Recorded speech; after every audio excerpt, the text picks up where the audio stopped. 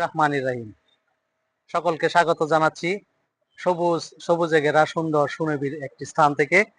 আমরা বর্তমান সময়ে দেশের বিভিন্ন অঞ্চলে চলমান তাপদাহে বিপর্যস্ত হয়ে পড়েছে জনজীবন। প্রচন্ড রোদ ও অতিরিক্ত তাপমাত্রার কারণে বাড়ছে হিট স্ট্রোক, পানি শূন্যতা এবং বিভিন্ন স্বাস্থ্য ঝুঁকি।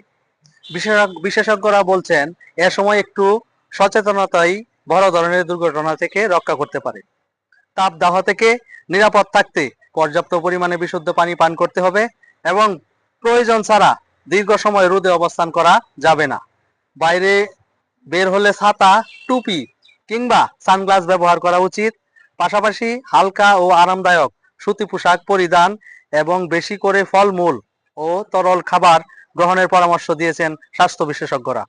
বিশেষ করে শিশু, বয়স্ক ও অসুস্থ ব্যক্তিদের প্রতি বাড়তি যত্ন নেওয়ার আহ্বান জানানো হচ্ছে। অতিরিক্ত গরমে অসুস্থ বোধ করলে দ্রুত ছায়াযুক্ত স্থানে গিয়ে বিশ্রাম নেওয়া এবং প্রয়োজন হলে চিকিৎসকের পরামর্শ গ্রহণ করা উচিত।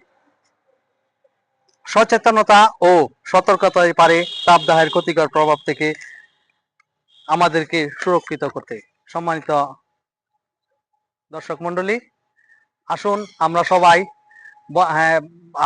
আমরা সবাই বিভিন্ন স্থানে বিভিন্ন জায়গায় আমরা সবুজায়নের লক্ষ্যে আপনি হাত বাড়ালে বদলে যাবে দেশ, সবার আগে বাংলাদেশ। সম্মানিত দর্শক মন্ডলী, আসুন আমরা সবাই প্রতিটি জায়গায় গাছ লাগাই।